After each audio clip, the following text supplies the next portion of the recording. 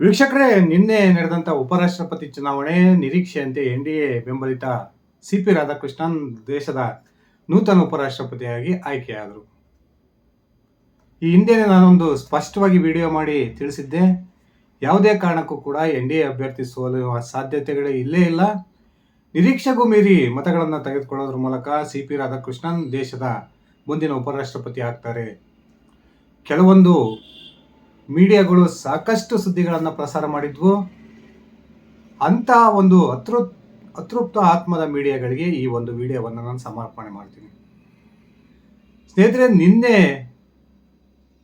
C P Radhakrishnan ಅವರ ಗೆಲುವು ಇಂಡಿ ಮೈತ್ರಿಕೂಟದ ಒಂದು ಬುಡವನ್ನೇ ಅಲ್ಲಾಡಿಸ್ತಿದೆ. ಅದಕ್ಕೆ ಪ್ರಮುಖ ಕಾರಣ ಎಲ್ಲರಿಗೂ ಕೂಡ ಗೊತ್ತಿದೆ. ಬರೋಬ್ಬರಿ 14 ಮತಗಳು ಅಡ್ಡ ಮತದಾನ ಆಗಿರ್ತಕ್ಕಂಥದ್ದು. ಕೇಂದ್ರದ ಎನ್‌ಡಿಎ ಸರ್ಕಾರದ ವಿರುದ್ಧ, ಕೇಂದ್ರ ಚುನಾವಣಾ ಆಯೋಗದ ವಿರುದ್ಧ ಸಾಕಷ್ಟು ಆಪಾದನೆಗಳನ್ನು ಮಾಡೋದ್ರ ಮೂಲಕ ಇಡೀ ದೇಶದಲ್ಲಿ ಒಂದು ನರೇಂದ್ರ ಮೋದಿ ಅವರ ವಿರುದ್ಧ ಜನಾಭಿಪ್ರಾಯವನ್ನು ರೂಪಿಸೋದಕ್ಕೆ ಹೊರಟಿದ್ದಂಥ ಕಾಂಗ್ರೆಸ್ ನಾಯಕರಿಗೆ ನಿನ್ನೆಯ ಸೋಲು ನಿಜಕ್ಕೂ ಕೂಡ ತಾವು ನಿಂತಿರ್ತಕ್ಕಂಥ ಭೂಮಿಯ ಕುಸಿದಂಥ ಅನುಭವ ಆಗಿರೋದ್ರಲ್ಲಿ ಯಾವುದೇ ಅಚ್ಚರಿ ಇಲ್ಲ. ನಿನ್ನೆ ಸುದರ್ಶನ್ ರೆಡ್ಡಿ ಅವರ ಸೋಲಿನ ನಂತರ ಎಐಸಿಸಿ ಅಧ್ಯಕ್ಷ ಮಲ್ಲಿಕಾರ್ಜುನ್ ಖರ್ಗೆ ಅವರ ಮನೆಯಲ್ಲಿ ಇಂಡಿ ಮೈತ್ರಿಕೂಟದ ನಾಯಕರು ಗುಂಪು ಕೂಡ್ಕೊಂಡು ಒಂದು ಸಭೆಯನ್ನು ನಡೆಸ್ತಾರೆ. ಆ ಸಭೆಯ ಸಂದರ್ಭದಲ್ಲಿ ದೊಡ್ಡ ಮಟ್ಟದ ಒಂದು ಕೋಲಾಹಲ ಆಗಿದೆ ಅನ್ನುವ ಒಂದು ಮಾಹಿತಿಗಳು ಬರ್ತಾ ಇದ್ದಾವೆ. ಇದಕ್ಕೆ ಕಾರಣ ಇಂಡಿ ಮೈತ್ರಿಕೂಟದಲ್ಲಿರ್ತಕ್ಕಂಥ 28 ಪಕ್ಷಗಳ ನಾಯಕರಲ್ಲಿ ಪರಸ್ಪರ ನಂಬಿಕೆ ಇಲ್ಲದೆ ಇರತಕ್ಕಂಥದ್ದು. ಈ ಉಪರಾಷ್ಟ್ರಪತಿ ಚುನಾವಣೆಯಲ್ಲಿ ಇಂಡಿ ಮೈತ್ರಿಕೂಟಕ್ಕೆ ಕೈ ಕೊಟ್ಟಿರ್ತಕ್ಕಂಥ 14 ಸಂಸದರು ಯಾರು ಅನ್ನುವ ಪ್ರಶ್ನೆಗೆ ಈಗಲೂ ಕೂಡ ಕಾಂಗ್ರೆಸ್ ನಾಯಕರಲ್ಲಾಗಲಿ ಇಂಡಿ ಕೂಟದ ಇತರ ಪಕ್ಷದ ನಾಯಕರಲ್ಲಾಗಲಿ ಉತ್ತರ ಇಲ್ಲ. ಉಪರಾಷ್ಟ್ರಪತಿ ಚುನಾವಣೆಗೂ ಮುಂಚೆ ಸಾಕಷ್ಟು ಸುದ್ದಿಗಳನ್ನು ಕೆಲವೊಂದು ಮಾಧ್ಯಮಗಳು ಪ್ರಸಾರ ಮಾಡಿದ್ವು. JDUನ 90% ಸಂಸದರು ಈ ಇಂಡಿ ಮೈತ್ರಿಕೂಟದ ಅಭ್ಯರ್ಥಿಗೆ ಮತವನ್ನು ಚಲಾಯಿಸ್ತಾರೆ. ಇನ್ನೊಂದು ಕಡೆ TDP ಕೂಡ ಈ ಬಾರಿ NDA ಮೈತ್ರಿಕೂಟಕ್ಕೆ ಕೈ ಕೊಡುತ್ತೆ. ಬಿಜೆಪಿಯ 37 ಸಂಸದರು ಕೂಡ ನರೇಂದ್ರ ಮೋದಿ ಅವರನ್ನ ಪ್ರಧಾನಿ ಹುದ್ದೆಯಿಂದ ಕೆಳಗಿಳಿಸ್ತಕ್ಕಂಥ ಪ್ಲಾನ್ ಮಾಡಿದ್ದಾರೆ. ಆ ಕಾರಣಕ್ಕೆ ಉಪರಾಷ್ಟ್ರಪತಿ ಚುನಾವಣೆಯಲ್ಲಿ ನರೇಂದ್ರ ಮೋದಿಗೆ ದೊಡ್ಡ ಶಾಕನ್ನ ಈ 37 ಸಂಸದರು ಕೊಡ್ತಾರೆ. ಅದಕ್ಕೆ ಸಾಕಷ್ಟು ಮೀಟಿಂಗ್ಗಳು ಕೂಡ ಆಗಿದ್ದಾವೆ.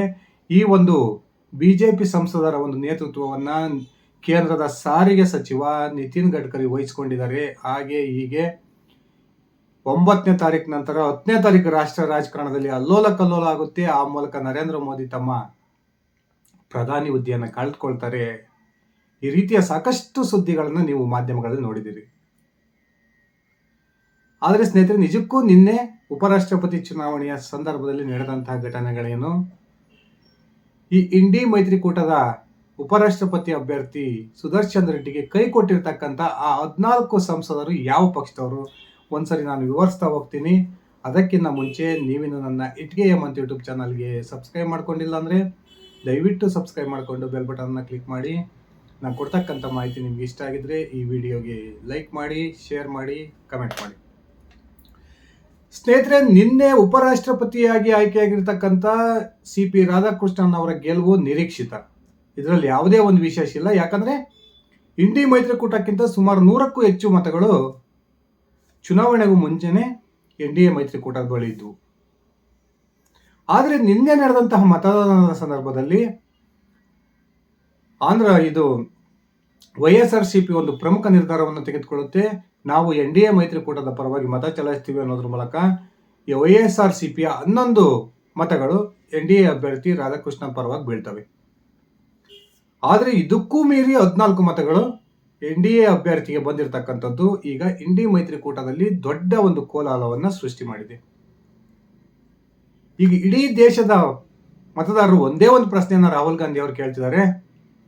ರಾಹುಲ್ ಗಾಂಧಿ ಅವರು, ಈಗ ನೀವು ಈ ಸೋಲಿಗೆ ಯಾರನ್ನ ಹೊಣೆ ಮಾಡ್ತೀರಾ? ಒಂದ್ ಕಡೆ EVM ಮೂಲಕ ಈ ಒಂದು ಚುನಾವಣೆ ನಡೆದಿಲ್ಲ. ನೀವು ಬಯಸುವಂತೆಯೇ ಬ್ಯಾಲೆಟ್ ಪೇಪರ್ನಲ್ಲಿಯೇ ಈ ಚುನಾವಣೆ ನಡೆದಿದೆ. ಮತ ಚೋರಿ ಮಾಡ್ತಕ್ಕಂಥ ಅವಕಾಶ ಈ ಚುನಾವಣೆಯಲ್ಲಿ ಇರಲಿಲ್ಲ. ಆ ಕಾರಣಕ್ಕೆ NDA ಮೈತ್ರಿಕೂಟದ ನಾಯಕರು ಮತ ಚೋರಿಯನ್ನಂತೂ ಮಾಡಿಲ್ಲ.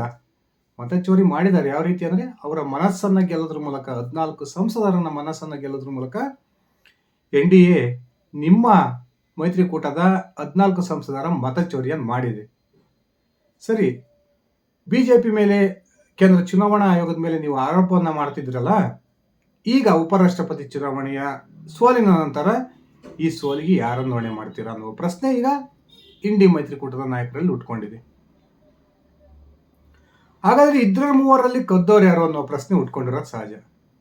ನಿನ್ನೆ ಈ ಸೋಲಿನ ಪರಾಮರ್ಶೆ ಸಭೆ ನಡೆಯುತ್ತೆ AICC ಅಧ್ಯಕ್ಷ ಮಲ್ಲಿಕಾರ್ಜುನ್ ಖರ್ಗೆ ಅವರ ಮನೆಯಲ್ಲಿ. ಆ ಸಂದರ್ಭದಲ್ಲಿ ಇಂಡಿ ಮೈತ್ರಿಕೂಟದ ನಾಯಕರ ನಡುವೆ ಜಟಾಪಟಿ ನಡೆದಿದೆ ಅನ್ನುವ ಮಾತುಗಳು ಕೇಳಿ ಬರ್ತಾ ಇದಾವೆ. ಇದಕ್ಕೆ ಕಾರಣ ಕೈ ಕೊಟ್ಟಿರ್ತಕ್ಕಂಥ 14 ಸಂಸದರು ಯಾವ ಪಕ್ಷದವರು, ಯಾವ ಕಾರಣಕ್ಕೆ ಸುದರ್ಶನ್ ರೆಡ್ಡಿ ಅವರ ವಿರುದ್ಧ ಇವರು ಮತ ಚಲಾಯಿಸಿದರು, ಇದು ಮುಖ್ಯವಾಗಿ ಉಟ್ಕೊಂಡಿರ್ತಕ್ಕಂಥ ಪ್ರಶ್ನೆ. 2029ವರೆಗೂ ಕೂಡ ನಾವು ಕಾಯೋಲ್ಲ. ಅದರೊಳಗೆ ನರೇಂದ್ರ ಮೋದಿ ಪ್ರಧಾನಿ ಹುದ್ದೆಯಿಂದ ನಾವು ಕೆಳಗಿಳಿಸಿ ರಾಹುಲ್ ಗಾಂಧಿ ರಾಷ್ಟ್ರದ ಪ್ರಧಾನಿ ಆಗ್ತಾರೆ ಅನ್ನುವ ಒಂದು ಉದ್ದೇಶವನ್ನು ಇಟ್ಕೊಂಡು ನಿರಂತರವಾಗಿ ಆಧಾರ ರಹಿತ ಆರೋಪವನ್ನ ಕೇಂದ್ರ ಸರ್ಕಾರ ಮತ್ತು ಚುನಾವಣಾ ಆಯೋಗದ ವಿರುದ್ಧ ಮಾಡ್ತಾ ಇರ್ತಕ್ಕಂಥ ಇಂಡಿ ಮೈತ್ರಿಕೂಟದ ನಾಯಕರಿಗೆ ನಿನ್ನೆಯ ಸೋಲು ನಿಜಕ್ಕೂ ಕೂಡ ಮರ್ಮಾಘಾತವನ್ನು ತಂದೊಡ್ಡಿದೆ. ಸದ್ಯಕ್ಕಿರ್ತಕ್ಕಂಥ ಮಾಹಿತಿಯ ಪ್ರಕಾರ ಕೈ ಕೊಟ್ಟಿರ್ತಕ್ಕಂಥ 14 ಸಂಸದರು, ಅಂದ್ರೆ ಇಂಡಿ ಮೈತ್ರಿಕೂಟಕ್ಕೆ ಕೈ ಕೊಟ್ಟಿರ್ತಕ್ಕಂಥ 14 ಸಂಸದರಲ್ಲಿ ಬಹುತೇಕ NCPಯ ಶರದ್ ಪವಾರ್ ಬಣದ ಸಂಸದರು, ಹಾಗೇನೆ ಶಿವಸೇನೆಯ ಉದ್ಧವ್ ಠಾಕ್ರೆ ಬಣದ ಸಂಸದರು ಈ ಬಾರಿ NDA ಮೈತ್ರಿಕೂಟದ ಪರವಾಗಿ ಒಂದು ಮತವನ್ನ ಚಲಾಯಿಸಿದ್ದಾರೆ ಅನ್ನೋ ಮಾತುಗಳು ಕೇಳಿ ಬರ್ತಾ ಇದಾವೆ. ಆದರೆ ಯಾರು ಯಾರಿಗೆ ಮತ ಹಾಕಿದ್ದಾರೆ ಅನ್ನೋದು ಗೊತ್ತಾಗೋದಿಲ್ಲ. ಯಾಕಂದ್ರೆ ಈ ಒಂದು ಚುನಾವಣೆಯಲ್ಲಿ ವಿಪ್ ಕೊಡೋದಕ್ಕೆ ಅವಕಾಶ ಇಲ್ಲ.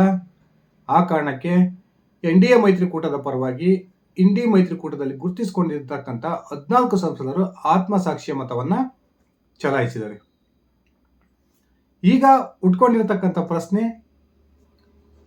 ಇಂಡಿ ಮೈತ್ರಿಕೂಟದ ನಾಯಕರ ಈ ಪರಿಸ್ಥಿತಿ ಕಾರಣ ಏನು?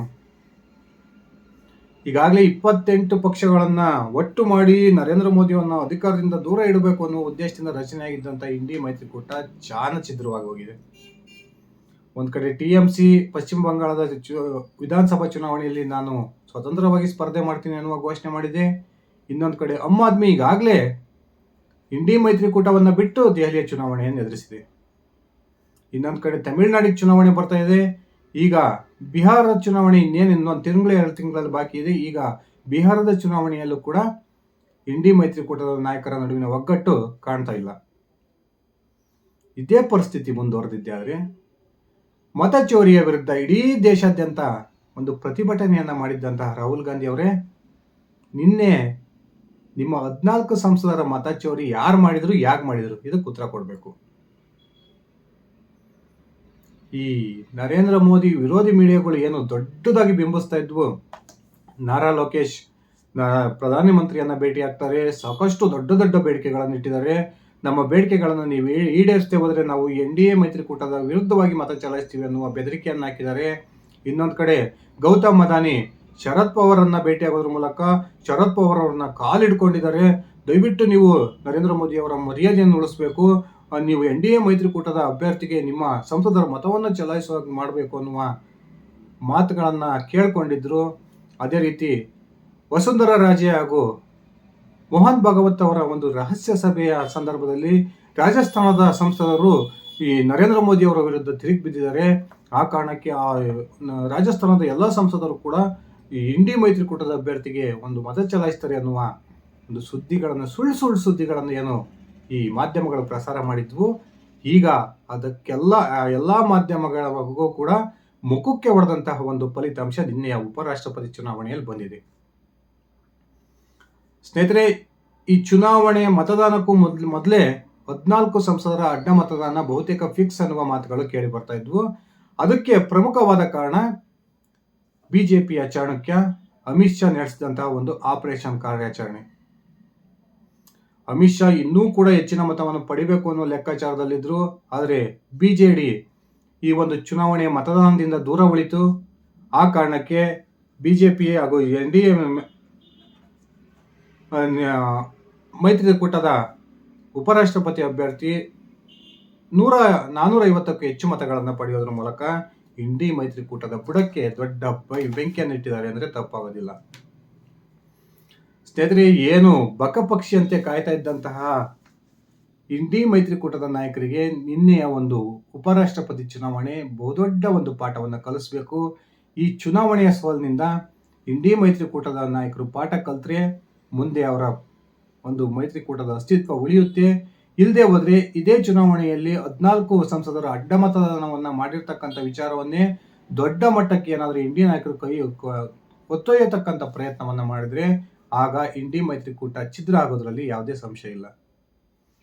ಸ್ನೇಹಿತರೆ, ನಿಮ್ಮ ಅಭಿಪ್ರಾಯದ ಪ್ರಕಾರ ನಿಜಕ್ಕೂ ಕೂಡ ನಿನ್ನೆ NDA ಅಭ್ಯರ್ಥಿ ಪರವಾಗಿ ಅಡ್ಡ ಮತದಾನ ಮಾಡಿರ್ತಕ್ಕಂಥ ಇಂಡಿ ಮೈತ್ರಿಕೂಟದ ಸಂಸದರು ಯಾವ ಪಕ್ಷದವರು ಇರ್ಬೋದು? ದಯವಿಟ್ಟು ನಿಮ್ಮ ವೈಯಕ್ತಿಕ ಅಭಿಪ್ರಾಯವನ್ನು ಕಮೆಂಟ್ ಮಾಡಿ. ಇದಿಷ್ಟಾಗಿತ್ತು ನನ್ನ ಇವತ್ತಿನ ಈ ವಿಡಿಯೋ. ನಾನು ಕೊಟ್ಟಿರ್ತಕ್ಕಂಥ ಮಾಹಿತಿ ನಿಮ್ಗೆ ಇಷ್ಟ ಆಗಿದ್ರೆ ಈ ವಿಡಿಯೋಗೆ ಲೈಕ್ ಮಾಡಿ, ಶೇರ್ ಮಾಡಿ, ಕಮೆಂಟ್ ಮಾಡಿ. ಧನ್ಯವಾದಗಳು ಸ್ನೇಹಿತರೆ. ಶುಭ ದಿನ.